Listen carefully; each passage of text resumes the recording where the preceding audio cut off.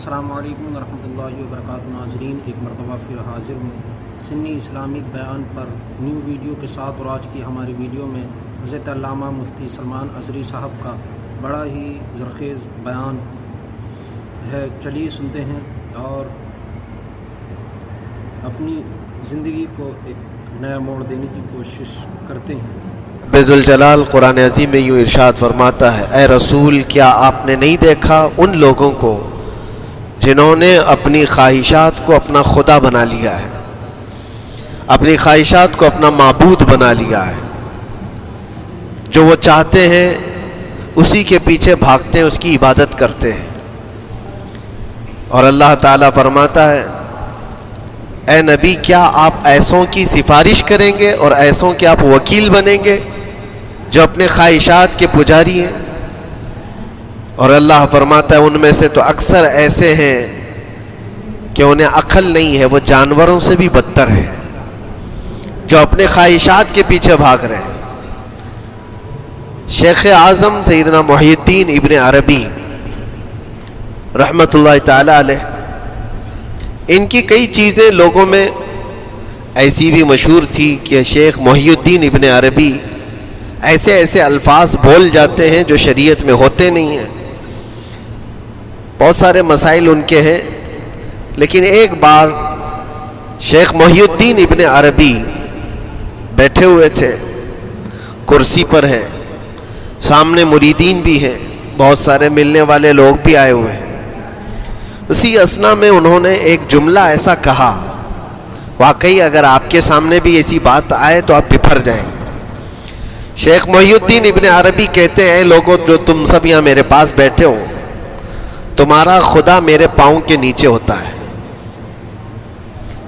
تمہارا خدا میرے قدموں کے نیچے ہوتا ہے۔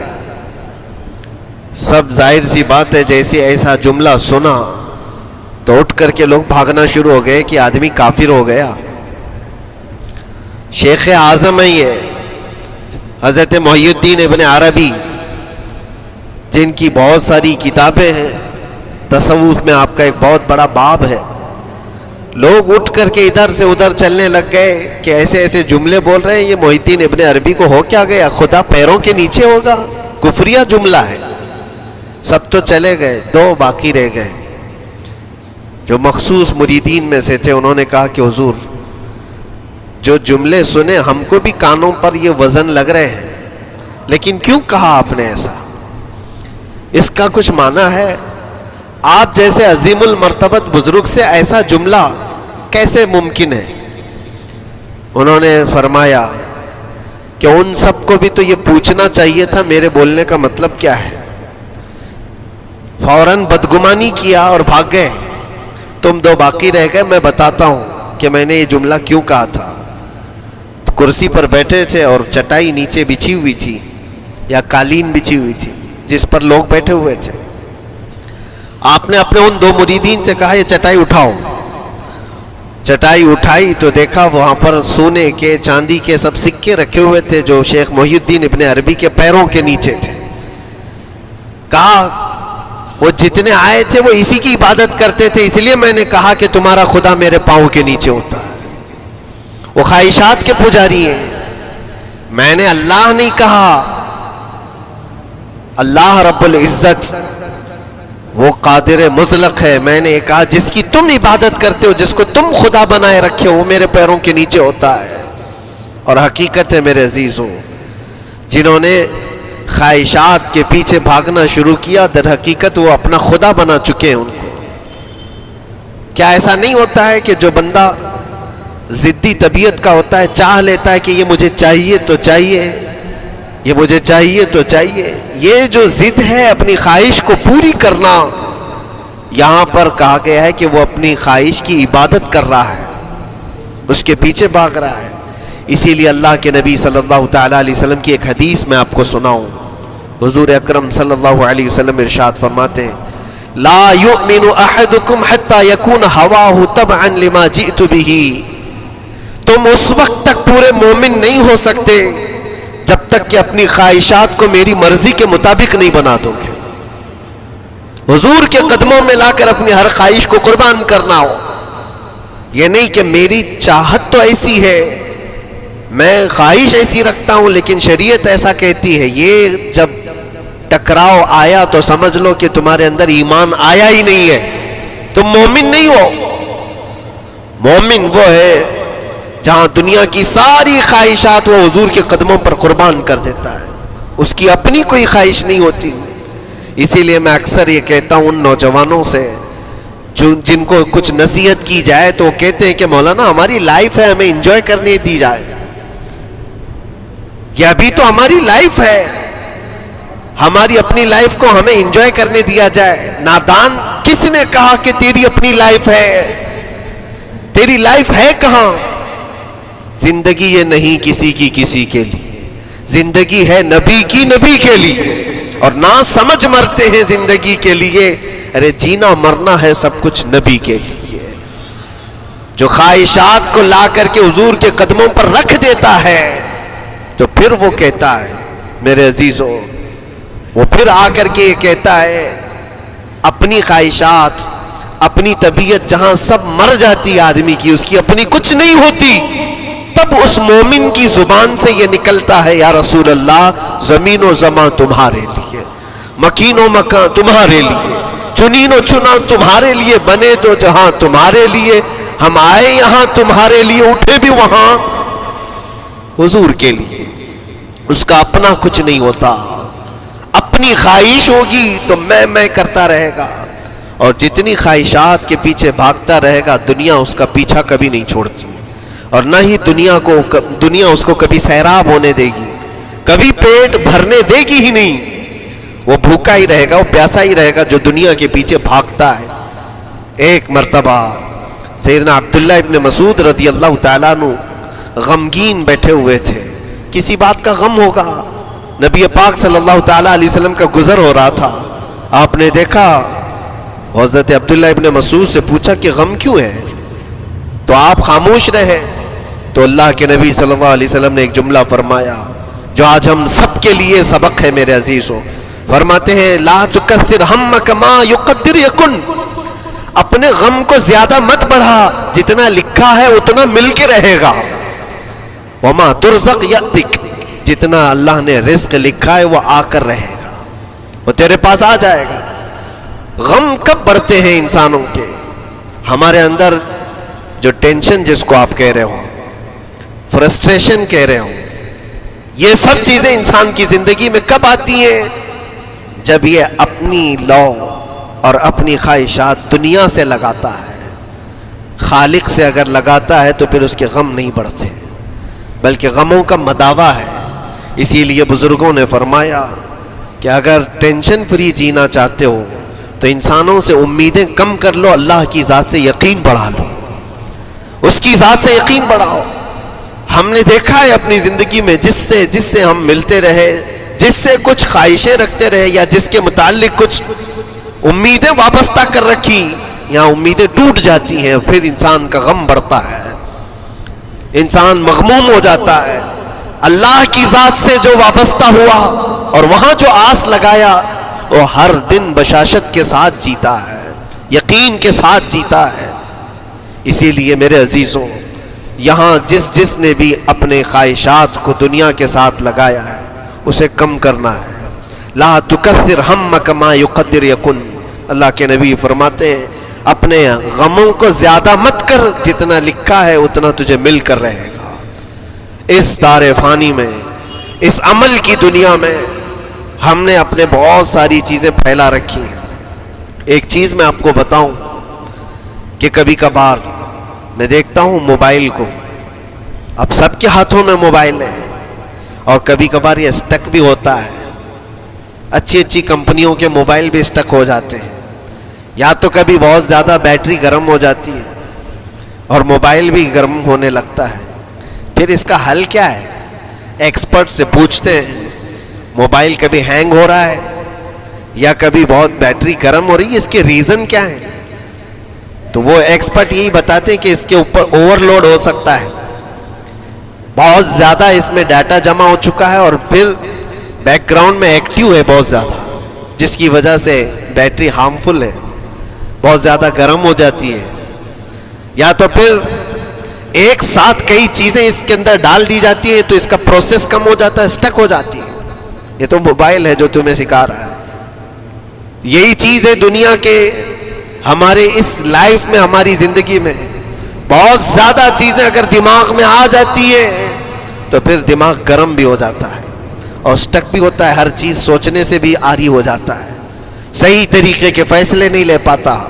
اچھا نقصان کیا ہے اس کا؟ سیم ہم نے موبائل ایکسپرٹ سے بھی پوچھا, جب موبائل بہت زیادہ گرم ہونے لگے یا اسٹک ہونے لگے تو اس کو کیا کرنا چاہیے؟ تو ایکسپرٹس بتاتے ہیں کہ اس کے ریڈیشن بہت زیادہ ہوتے ہیں اس وقت اور یہ نقصان پہنچا سکتا ہے. جو استعمال کر رہا ہے اس کے دماغ پر بھی اثر کرے گا, آس پاس کے لوگوں پر بھی اثر کرے گا. ایک موبائل کے اوپر اگر زیادہ لوڈ آ جائے تو اس کے ریڈیشن آس پاس سب کو خراب کرتے ہیں. یہی حال انسان کی زندگی کا ہے.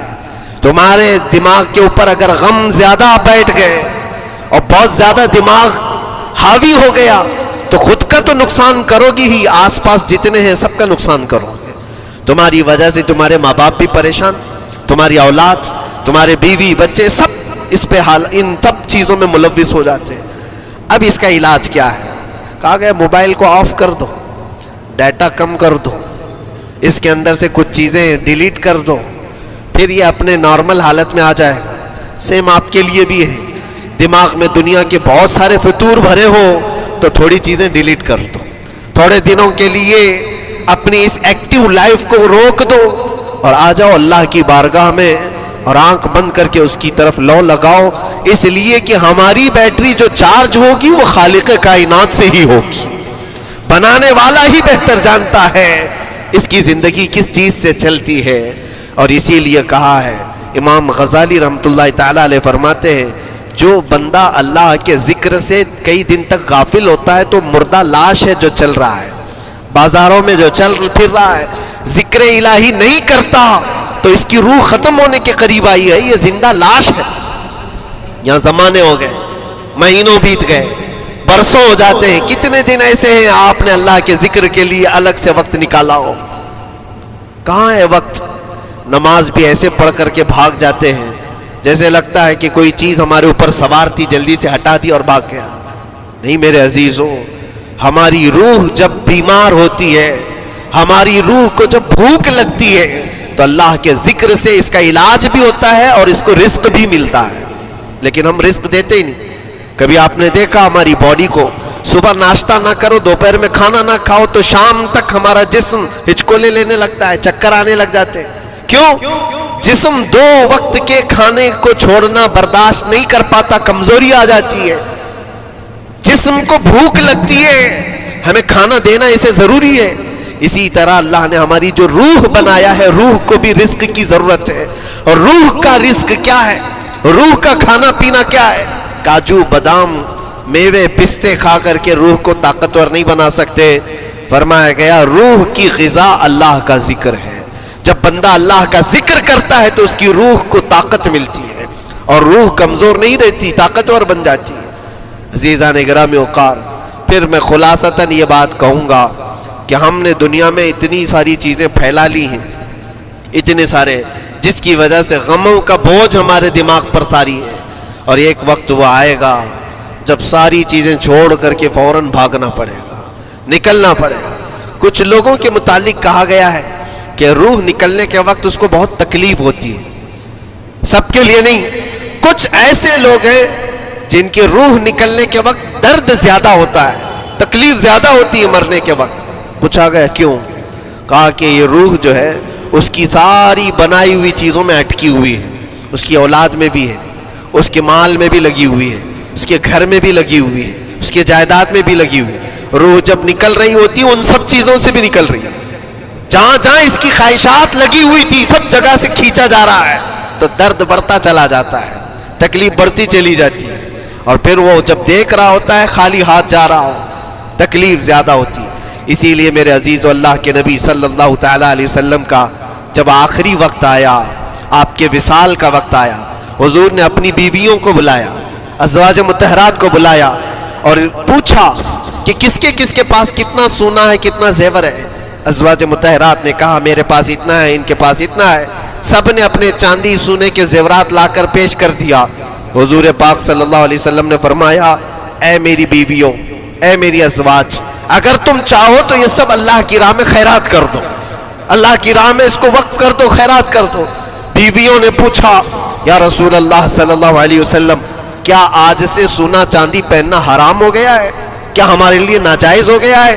نبی پاک صلی اللہ علیہ وسلم نے فرمایا نہیں، زینت تو تمہارے ہی لیے ہے، سونا اور چاندی تمہارے لیے ہے، حرام نہیں ہے، ناجائز نہیں ہے، لیکن میں دیکھ رہا ہوں میری زندگی کا آخری وقت آ گیا، میں رب ذوالجلال کی بارگاہ میں جانے والا ہوں، میں یہ چاہتا ہوں کہ اس حال میں دنیا سے جاؤں کہ میرے گھر میں سونا چاندی کا کوئی ٹکڑا پڑا ہوا نہ ہو اور اللہ کی بارگاہ میں فقیر اٹھایا جاؤ۔ یہ نبی پاک صلی اللہ تعالی علیہ وسلم کی خواہش ہے کہ میں اللہ کی بارگاہ میں اس حال میں جاؤں کہ میرے گھر میں کوئی چیز رکھی ہوئی نہ ہو، سونا اور چاندی، مال و دولت۔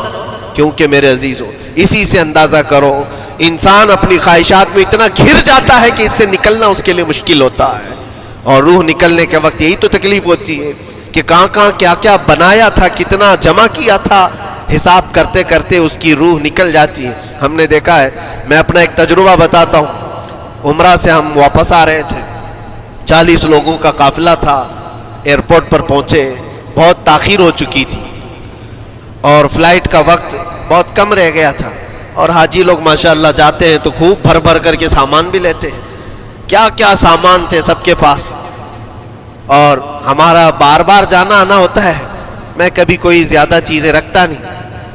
ہم تو آگے نکلے، گروپ پورا تھا اور سارے لوگ سامان لے کر کھڑے تھے، وقت گزرتا گیا، فلائٹ جہاں چیک ان ہو رہا تھا سامان، انہوں نے کہا کہ 25 کلو سے زیادہ کا الاؤڈ نہیں ہے، اور یہاں 40 کلو لے کر بیٹھے ہوئے تھے، میرا تو تھوڑا سا لے لے، تیرا تو تھوڑا سا لے لے، ایک دوسرے کو پیش کر رہے ہیں۔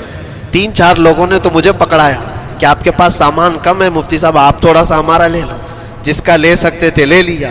پھر اس کے بعد 1 گھنٹے سے کم ٹائم بچا تھا، انہوں نے کاؤنٹر کلوز کر دیا۔ میں نے دیکھا 20 سے 25 حاجی ایسے ہیں جن کا سامان بکھرا ہوا ہے، اور کیا لے جا سکتے ہیں ہاتھ میں، وہ بھی 7 کلو 8 کلو اتنا ہی تھا۔ ان کی خواہشات میں دیکھ رہا تھا، کوئی مسلح اٹھاتا ہے، کوئی کھجور اٹھاتا ہے، کوئی نہیں میرے بچوں کے لیے کھلونے لیا تھا اس کو لے لیتا ہوں، وہ لے لو تو مسلح چھوڑنا پڑتا ہے، یہ لے لو تو کھجور چھوڑنا پڑ جاتا ہے۔ کسی نہ کسی طرح سے وہ لوگ آخری وقت 2-4 چیزیں لے کر کے نکل رہے تھے، اور بکھرا ہوا پورا سامان ایئرپورٹ پر ایسے ہی موجود تھا۔ 1-2 کلو نہیں، کتنے کلو کا سامان چھوڑ کر کے یوں ہی آنا پڑا۔ یا تو پھر فلائٹ کے سفر پہ جاؤ یا سامان میں لگے رہو، 2 ہی آپشن تھے، اور کون وہ چھوٹے سامان کے لیے اپنا سفر ملتوی کرتا۔ واپس آئے، حسرت بھری نگاہوں سے دیکھتے رہے اپنے سامان کو، اور پھر اندر آ کر جب بیٹھے میرے ذہن میں یہ بات گونجنے لگی، یہی حالت ہوتی ہوگی جب انسان دنیا سے جا رہا ہوتا ہے، جب یہاں سے رخصتی کا وقت آتا ہے اور ملک الموت سر پر آ کر کھڑا ہو جاتا ہے، روح نکلنے کے لیے بھی تھوڑا سا وقت باقی ہے، بس منٹوں میں بھی نہیں رہ گیا۔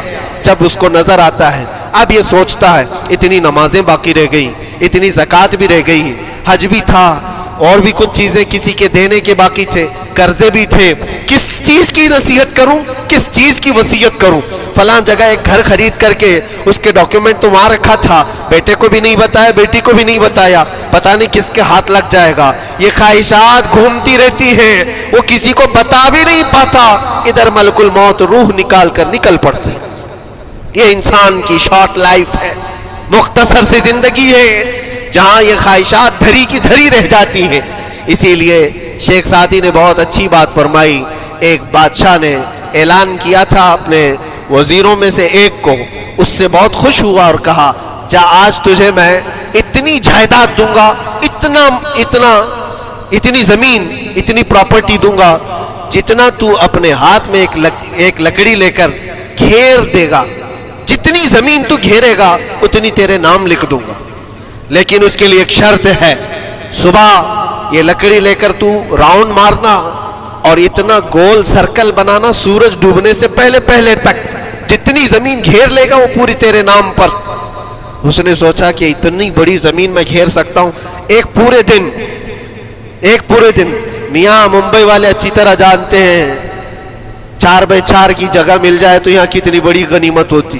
اور اس بندے کو بادشاہ نے کہا لکڑی ہاتھ میں لے لے اور لکیر کھینچ, شام ہونے سے پہلے جتنا کرے گا پورا تیرے نام پر. وہ نکلا اور جب لکیر کھینچتے کھینچتے جب چلنے لگا, پیچھے مڑ کے دیکھتا تھا بہت لمبی ہو گئی ہے, اتنی زمین میرے نام پر ہونے والی ہے. دوپہر ہو گئی, وہ واپس آنا نہیں چاہ رہا ہے. واپس آ کر کے سرکل پہ ختم تو کرنا ہے جہاں سے شروع کیا تھا. سوچتا اور تھوڑا سا اور تھوڑا سا اور تھوڑا کرتے کرتے وہ اثر ہو گئی اس کی. اب اس کو لگا کہ واپس پلٹنا چاہیے. کئی کلومیٹر ہو گئے تھے, اتنے کلومیٹر کی زمین اب وہ اپنے نام پر کروانے والا تھا.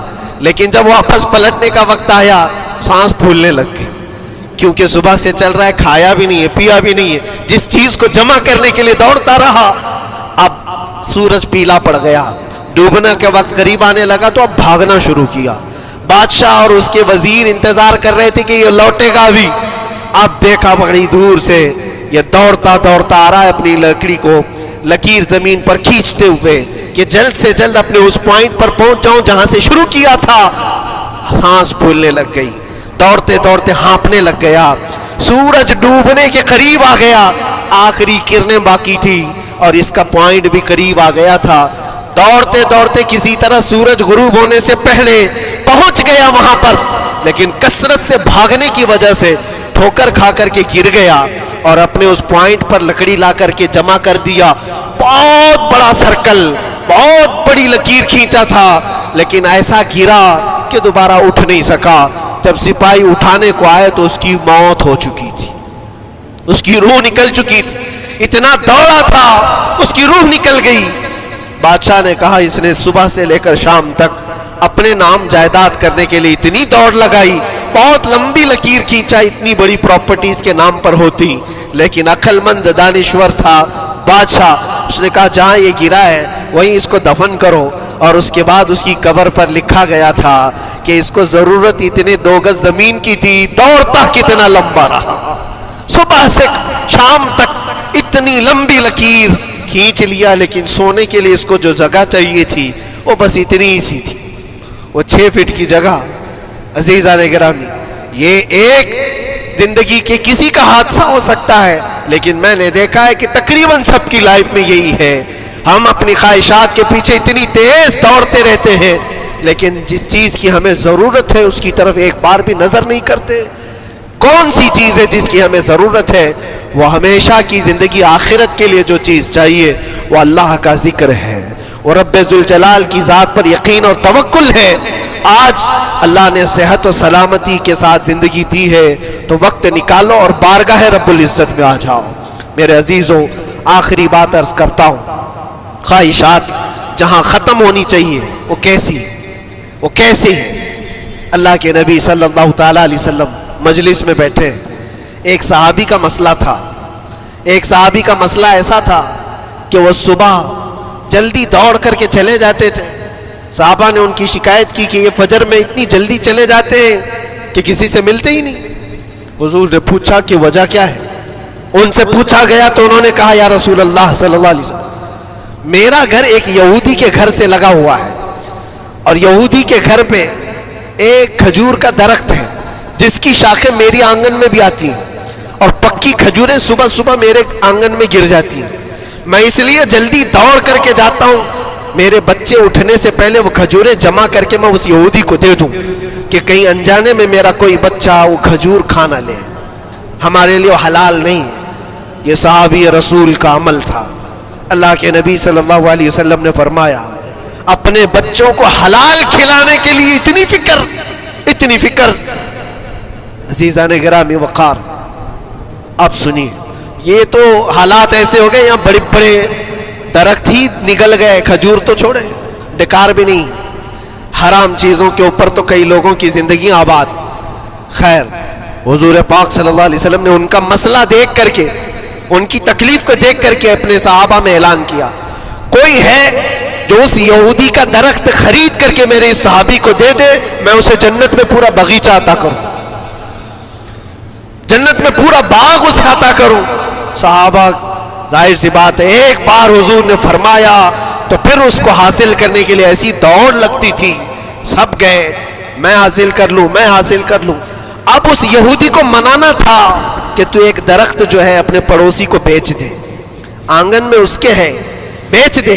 اب اس کو لگا کہ ان لوگوں کی ضرورت ہے، مجبوری ہے، تو وہ بھی اکڑ کر بیٹھا کہ مجھے بیچنا نہیں، مجھے دینا نہیں۔ اب سنیے میرے عزیزوں، مدینے میں ایک صحابی ہیں ابو دحداح، اللہ اکبر، کبھی میں پڑھتا ہوں تو حیرت ہوتی ہے۔ ابو دحداح مدینے کے اس صحابی کا نام ہے جن کا باغیچہ پورے مدینے میں سب سے مشہور ہے، ان کی کھجوریں سب سے مہنگی کھجوریں، اوالی مدینہ آج بھی مشہور ہے، جہاں کی اجوا کھجوریں بہت پسند کی جاتی۔ ابو دحداح کا باغیچہ بنا ہوا تھا، بڑا خوبصورت تھا، لوگ مثال دیتے تھے، تعریفیں کیا کرتے تھے، ابو دحداح کا باغیچہ مدینے میں سب سے قیمتی باغیچہ ہے۔ ابو دحداح حضور کی بارگاہ میں آتے ہیں، کہتے یا رسول اللہ صلی اللہ علیہ وسلم، اگر میں اس ایک درخت کو خرید کر کے وقف کر دوں تو کیا میرے آقا مجھے بھی ملے گا جنت میں؟ اللہ کے نبی نے فرمایا جو میں نے وعدہ کیا ہے وہ تجھے بھی عطا کیا جائے گا۔ ابو دحداح کہتے ہیں اس یہودی کے پاس سیدھے آتے ہیں، کہا کہ تو ایک درخت بیچ دے گا، بدلے میں تجھے بہت اچھی قیمت دیتا ہوں۔ اس نے کہا کیا دو گے؟ کہا مدینے میں ابو دحداح کا باغیچہ تمہیں پتہ ہے؟ اس نے کہا ہاں جانتا ہوں، نام بہت سنا ہوا ہے۔ کہا وہ پورا باغیچہ اس ایک درخت کے بدلے دے دیا جائے گا، ایک درخت کے بدلے دے دیا جائے گا۔ اس یہودی نے کہا کیا مذاق کر رہے ہو؟ یہ کیا مذاق ہے؟ میرے آنگن میں اگے ہوئے ایک درخت کی وجہ سے ابو دحداح کا اتنا قیمتی باغیچہ دے دیا جائے گا، یہ کیسے پاسبل ہے؟ اس صحابی نے کہا اللہ کے نبی کی بات ہے، ہم مذاق نہیں کرتے، ہمارے لیے وہ ایک باغیچہ کیا ایسے 70 باغیچے ہوں نبی پاک کی بات پر ہم سب عطا کرتے، سب ہم وقف کر دیں۔ اس یہودی نے کہا کہ ان کی تو مت ماری گئی ہے مسلمانوں کی، یہ دیکھو اپنے نبی کی بات پر اتنا قیمتی باغیچہ مجھے دینے کو تیار ہے۔ اور پھر اس نے سوچا سودا بھی تو اچھا ہی ہے، باغیچہ تو ملے گا ہی، لیکن جو میں درخت بیچ رہا ہوں یہ جائے گا کہاں؟ یہ بھی تو میرے آنگن میں ہی رہنے والا ہے۔ درخت اگر کوئی خرید لیا تو ایسا تو نہیں ہے کہ یہ درخت وہاں جائے گا، یہ تو میرے آنگن میں ہی ہے، سودا کر لیا۔ کہا بات اگر سچی ہے تو میں یہ درخت اپنے پڑوسی کو جو تمہارا دوست ہے مسلمان اس کو دے رہا ہوں، بدلے میں مجھے ایک باغیچہ دے دو۔ ابو دحداح نے اسی وقت لکھ کر کے دے دی، یہ باغیچہ تیرے نام کا ہے۔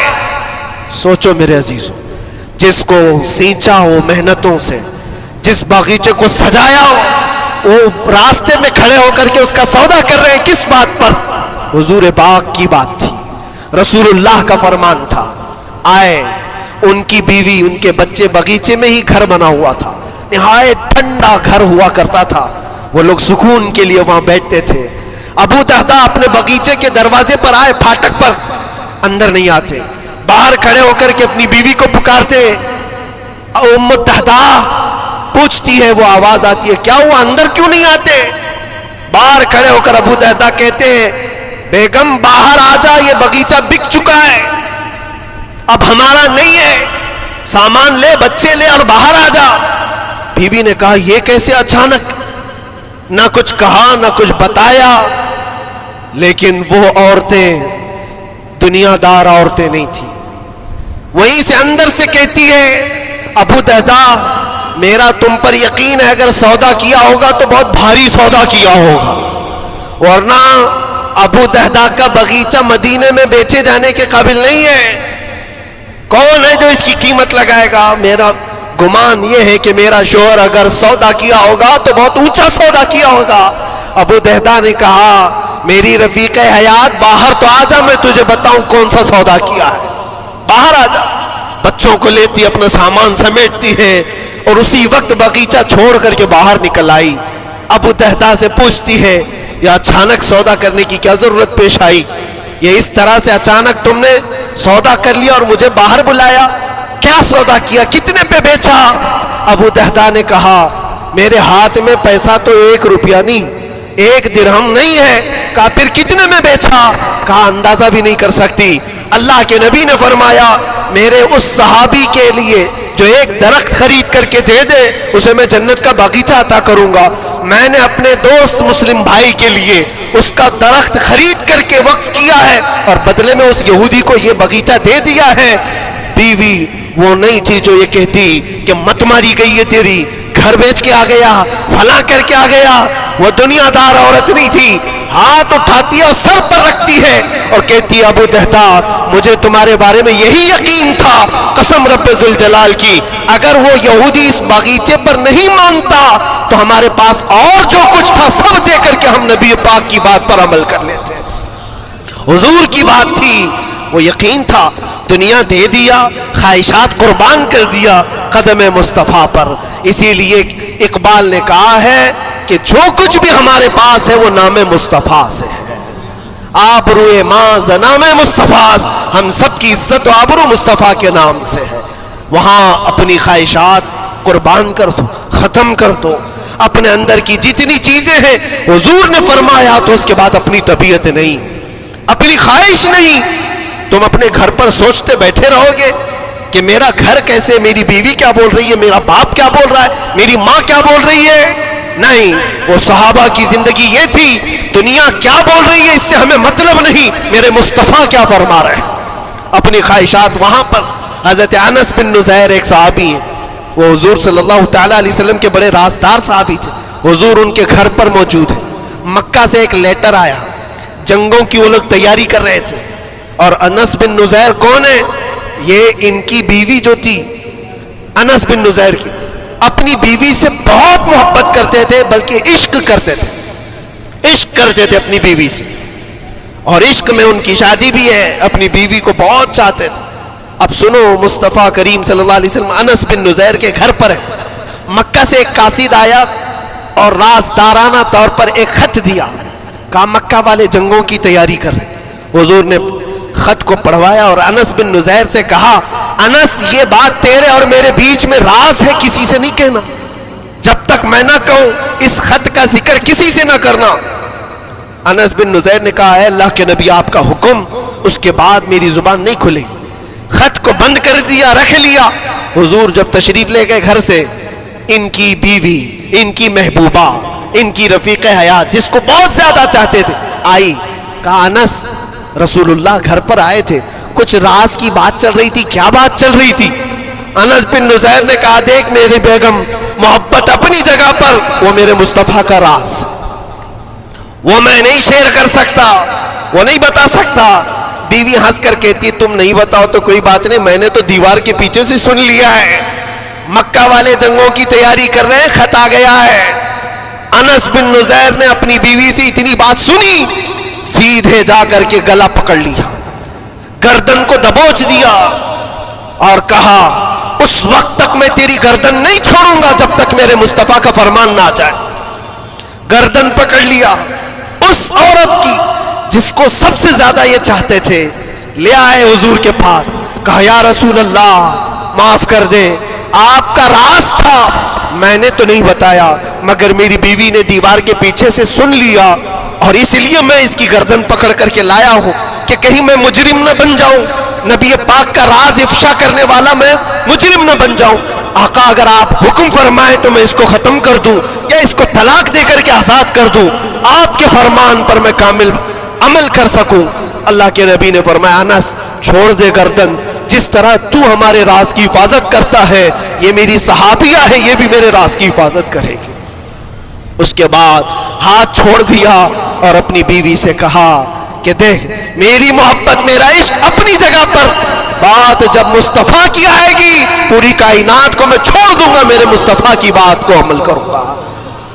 اور اس بیوی نے بھی یہی کہا انس اگر تو مجھے راز بتا دیتا حضور کا، عشق میں ڈوب کر کے، محبت میں ڈوب کر کے، تو جو گلا تو نے میرا پکڑا کل میں تیرا گلا پکڑ کر حضور کے پاس لاتی کہ حضور یہ آپ کی غلامی کے قابل نہیں ہے.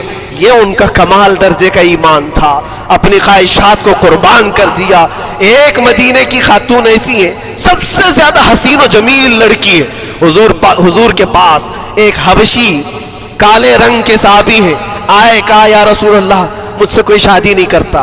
حضور نے فرمایا کہ جا میں تیری شادی کے لیے ایک جگہ پر پیغام بھیجتا ہوں. اور بھیجا اس لڑکی کے گھر انصاری صحابی کی ایک لڑکی اتنی خوبصورت ہے مدینے میں، ان کے گھر بھیجا. یہ تو حبشی قسم کے تھے. یہ ایک پیغام لے کر کے جب آئے، ماں باپ باہر بیٹھے ہوئے، لڑکی اندر ہے. ماں باپ نے دیکھا، کیوں آئے ہو؟ کہا میں پیغام لے کر آیا ہوں. کس چیز کا؟ آپ کی بیٹی سے نکاح کا. کس نے بھیجا؟ کہا اللہ کے رسول نے. ماں اور باپ ہے، شکل و صورت دیکھی اور ان کی حسینہ بیٹی. کہا ٹھیک ہے تم جاؤ واپس، ہم حضور سے بات کر لیں گے. اتنا ہی کہا، ٹال دیا ہوگا. وہ صحابی جو آئے تھے کالے رنگ کے، انہوں نے کہا یہ تو روز کی بات تھی، ہر جگہ ریجیکٹ ہوتا ہی تھا، میرے لیے تعجب کی بات نہیں تھی، میں تو واپس آیا حضور کے پاس. ہوا گھر میں کیا، اندر جوان لڑکی جو گھر میں موجود تھی باہر آئی. کہا ماں باپ سے پوچھتی ہے کہ اماں کون آیا تھا؟ کہا ایک نوجوان نکاح کا پیغام لے کر کے. اس خاتون نے کہا، لڑکی نے کہا آپ نے کیا کہا؟ کہا ہم بعد میں بات کر لیں گے. کہا آپ کو اندازہ نہیں آپ نے کتنی بڑی خطا کی ہے. اللہ کے نبی کا فرمان آیا تھا اور آپ نے ٹال دیا. میں تیار ہوں اس کے ساتھ نکاح کرنے کے لیے، نبی پاک کا حکم ہے. ماں باپ نے کہا بیٹا تو نے دیکھا ہے؟ بیٹا تو نے دیکھا جو پیغام لے کر کے آیا تھا وہ تیری میچنگ کا ہے یا نہیں؟ تو نے دیکھا؟